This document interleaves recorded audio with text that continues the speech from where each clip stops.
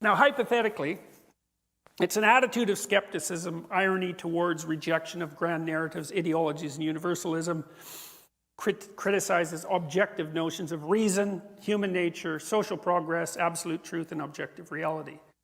It's predicated on the idea that the reason that you categorize, especially, the reason that you categorize is to marginalize.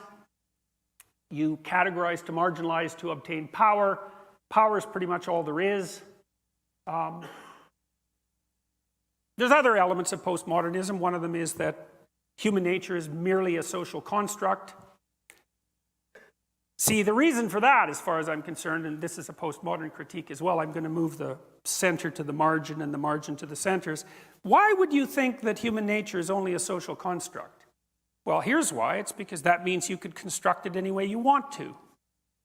That was a very common idea among the communists. You know, that's why Mao wanted to wipe out Chinese history. That's why the Red Guard went around in China and tried to destroy everything, every element of China's history prior to approximately 1960. Right, that great culture, thousands and thousands of years old. As well, so you could bring in the new man. Well, what was the new man? Well, it was whatever slave Mao happened to fantasize about. Or it was the utopian person. You take your pick, but like I said, if you take a look at the corpses, you can pretty much figure out which of those two it was. So what's up with these people?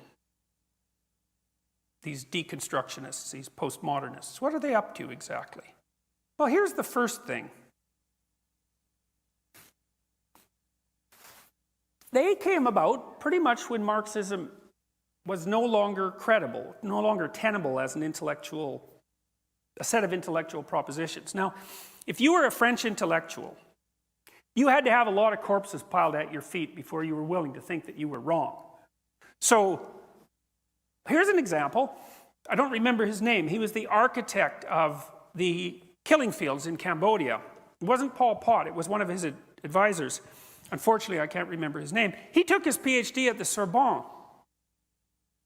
And he developed the thesis in the Sorbonne, Marxist thesis, that the cities were parasites on the land.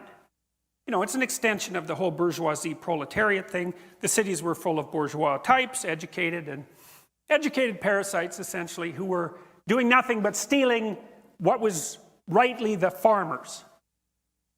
So when he came back to Cambodia, he put that into action and emptied out the cities and put all the intellectuals and the city dwellers either to death or to work, which generally resulted in death, and killed about 1/6 to 1/4 of the population. But he got his PhD from the Sorbonne.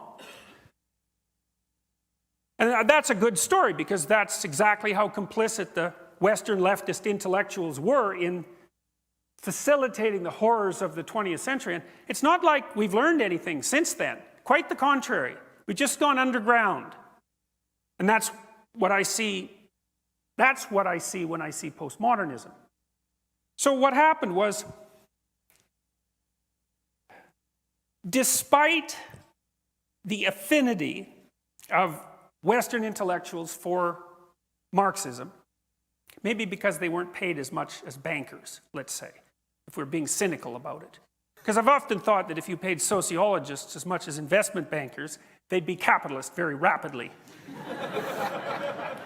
Well, which is also to say that you may underpay intellectuals at your peril. And you know, that's actually dangerous because one of the things that's happening is that as the universities have become corporatized and corrupted in a variety of ways, more and more of the professors are adjuncts, right? I think it's up to 30, 40, 50%, something like that now. They've got no tenure, they've got no job security, and they're paid like $24,000 a year. It's not a good idea to radicalize the people that are teaching your children. But anyways,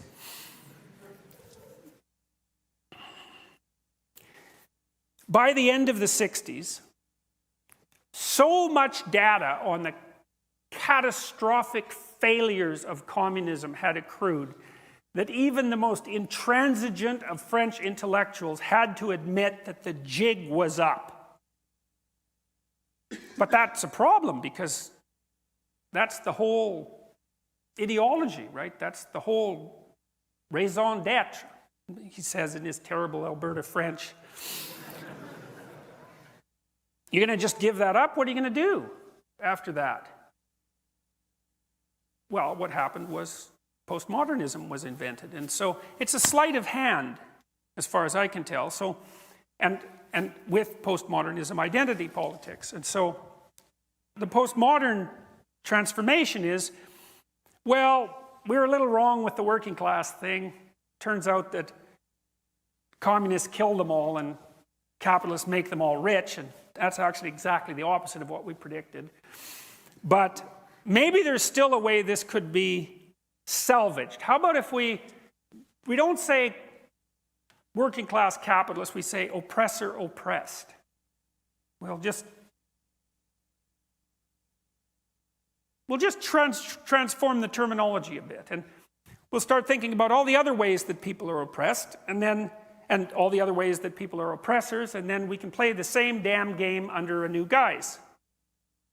And now look, the postmodernists were Marxists, so let's make no mistake about that. Derrida himself said that postmodernism was a transformation of Marxism. I'm not making this up. The question is why?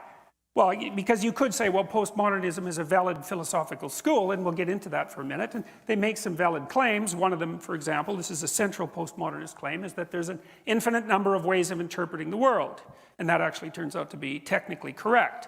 Part of the reason that we've had a very difficult time building robots, AI robots, that can operate in the real world is because perceiving the real world turns out to be so difficult that we really can't figure out how human beings do it, because it is susceptible to an infinite number of interpretations.